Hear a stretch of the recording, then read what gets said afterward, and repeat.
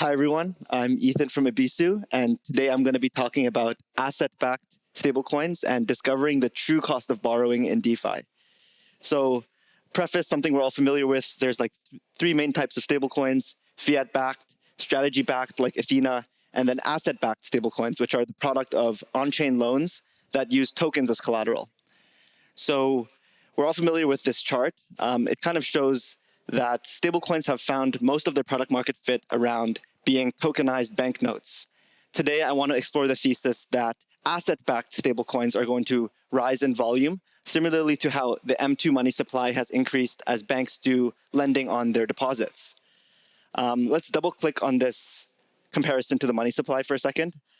This is courtesy of like 246 Club, but in DeFi, the M0 money supply represents raw capital from net new inflows.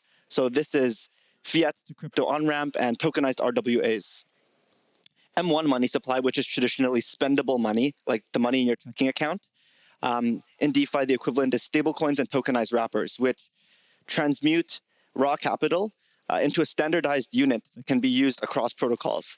Think how DAI is backed by BUIDL, Athena, USDC, but DAI itself has deep liquidity that can be used across DeFi. And M2 money supply traditionally represents money supply amplification due to fractional reserve banking. In crypto, the equivalent is lending protocols that do credit expansion by creating like new forms of liquidity. So yeah, why is credit expansion important? As we see more assets come on chain, more collateral means like more demand for people to seek leverage. And leverage is a good thing. It fuels investment and spending, and it also attracts new liquidity in the form of like lender-side liquidity seeking yield to match the borrower appetite. And these are good things because it fuels economic growth on chain and as well like increases the amount of net new inflows that are coming on chain. Ebisu wants to build products that help to facilitate on-chain credit expansion. And our first product is a stablecoin credit market on Ethereum and soon Plasma that is built on Liquidity v2. So it lets users borrow EBUSD against blue chip crypto assets like ETH, Bitcoin USD derivatives at market set rates. It lets users earn yield by depositing EBUSD into the protocol. And the resulting product is EBUSD itself, which is a asset-backed stablecoin collateralized by the basket of collateral posted by borrowers. So we have some requirements for the protocol. It needs to remain solvent because remember, it's an asset-backed stable backed by crypto, which is inherently volatile. EBUSD needs to keep its peg in order for it to be useful. In order for people to come participate in the system, it needs to offer one, attractive borrow rates to borrowers, and two, competitive yields to people who hold EBUSD. Like if you can't hold it and earn competitive yield, there's not much reason to hold it in the early days. And lastly, we need deep secondary liquidity. So this is so users can like swap EBUSD for other crypto assets. So how does it work? I'm going to go real quick. It's very similar to Liquidity v2, where EBUSD is minted against blue chip collateral. These loans are at user set rates, which is our most important feature. Whenever you open a loan, you can set your own rate and change it at any time. And you may think, okay, why don't I just set my rate to 0? Well, the lower you set your rate, the higher your redemption risk is. The higher you set your rate, the more you pay, but the lower your redemption risk is. So what is redemption? EBUSD is always one-to-one redeemable for $1 of underlying collateral. This is how we ensure a hard peg. So let's say EBUSD is trading at a discount. There's incentive for an arbitrager to come, buy it up at a discount, and redeem it for $1 and profit the spread. So where does this collateral that they got come from? It comes from the user who's paying the lowest rate. So redemption has the effect of, one, bringing the peg back up to $1, but two, raising the system's average interest rate by knocking out the lowest interest-paying loans. This is how the system self-regulates. So next we have Stability Pool. It's our liquidation engine that keeps the system solvent.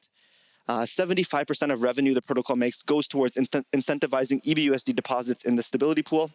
If a loan is going to be approaching under collateralization, it's going to be liquidated and stablecoins from the Stability Pool is burned to cancel that loan's debt.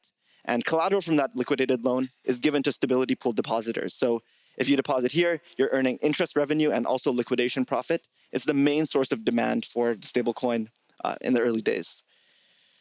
So where does the remaining 25% of protocol revenue go? It goes back towards stablecoin holders to incentivize use cases outside the protocol. So we have gauges that stream this 25% interest revenue towards like DEX pools, lending markets, and eventually towards like protocol governance token buybacks. So what? Like, why is this user set interest rate thing so cool? It's because it allows the protocol to discover the true cost of borrowing in DeFi. So while other protocols set interest rates through like governance, like or the team trying to mimic TradFi, or through utilization curves, which are great but are sometimes volatile, user set rates let Ebisu self-regulate towards the true cost of capital per collateral completely autonomously, only using free market forces.